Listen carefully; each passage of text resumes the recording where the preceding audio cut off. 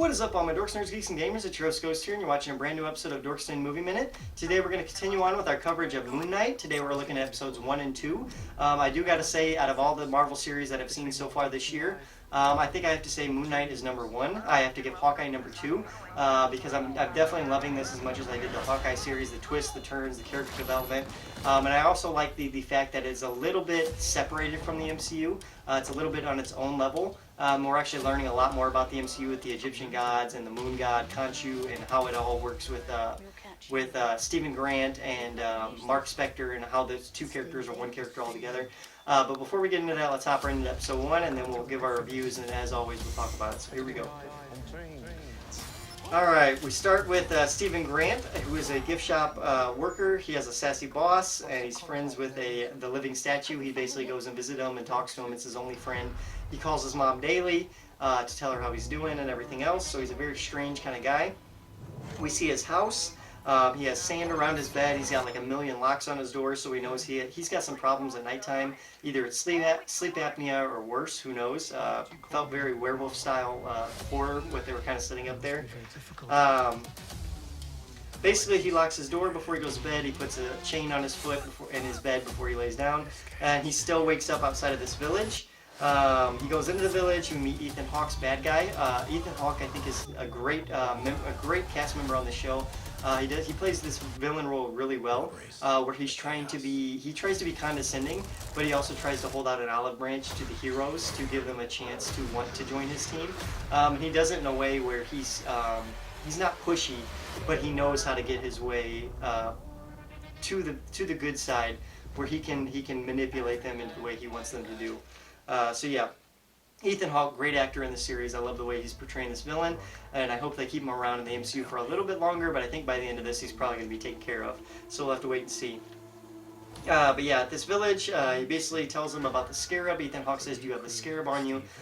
Stephen reaches in his pocket, and he does, and he says, "Well, give me the scarab," and much like Spider-Man's spider senses, it just refuses to give him that scarab. It will not give him the scarab.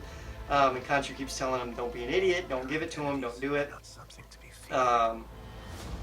And that's when every time there's violence on the screen, Stephen passes out, and he wakes up either bloody or with blood all over him, like he just took out a bunch of people. That is explained in the 2nd episode, or if not, the 3rd episode, of why that's happening. And which, if you're a Moon Knight fan, you know that there is multiple personalities, so you are kind of already piecing this together if you are a Moon Knight fan, which I kind of already figured out. I knew it was going to be Stephen and Mark, and that's why he was blacking out. He was switching sides to Mark. And that's why Mark was taking over and doing all the violence for Stephen. So yeah, very cool. After this, he ends up waking back up at the apartment after this violence, after he passes out and there's violence all over, and then he passes out again, wakes back up at the apartment. He notices that his goldfish is different, so he goes and takes it to the pet shop, and he doesn't realize that Mark has actually bought a new goldfish and swapped it out for him, because this is Stephen starting to piece together the Mark aspect of his personality, and how he's actually two people in one. So yeah, that's going on. He ends up finding Mark's phone tucked away in this board that he ends up lifting into the walls of the house. And it's got Mark's phone and keys, and he finds out he has a wife and everything else, so it's a big game changer for Stephen as a character. And that's when Mark finally shows himself in the mirror. He confronts Stephen, and he tells him that he needs to take control of this, because at this point Stephen is getting chased by this giant monster throughout the museum. And he gets to the elevator, and that's when he ends up giving Mark control, and we get to see the Moon Knight reveal. The cloth takes over, Moon Knight ends up beating this monster down, and that's the very end of the episode. We get the Moon Knight reveal, and then we get the 2 punches into the monster, and he turns around, you get the nice big suit reveal and everything else. So I give this episode a 9 out of 10, The Goldfish Problem of Moon Knight Episode 1, because I like the story development, I like the way they shot the multiple personalities, the way they would cut to black whenever Mark would take over for Stephen. It definitely kept the show feeling, it felt different, but it moved at a much faster pace than other shows I felt, so that's the reason I give it a 9 out of 10. So moving on to episode 2, we don't lose any quality at all. Another very strong episode for this series. This one is called Summon the Suit. We get Stephen, who is refusing to give Mark control and is still getting chased by Khonshu. Khonshu is basically telling him, put on the suit, you still need to wear the suit, blah blah blah, you need to listen to me. Mark's wife saves Stephen from being chased, he and she are both confused because they haven't met each other, even though they've met each other through Mark. But they personally themselves have never met each other. She doesn't know Steven's personality. She didn't know Mark even had a personality like that. And then he doesn't know that Mark even had that he was even married to her through Mark and all this other stuff. So it's a very nice dynamic between two people that do know each other, but mentally they just are so confused that they have no idea what's happening. Steven ends up getting captured by Ethan Hawke's bad guy character. He tries to kill him and Mark's wife with a jackal. He ends up summoning this jackal from the ground, and that's when they basically run away together. The difference is Steven can see this jackal. I don't know if that's through Khonshu or the suit or whatever reason. He can see the jackal itself in physical form, whereas Mark's wife cannot see it at all. There's nothing there. It looks like just invisible nothingness.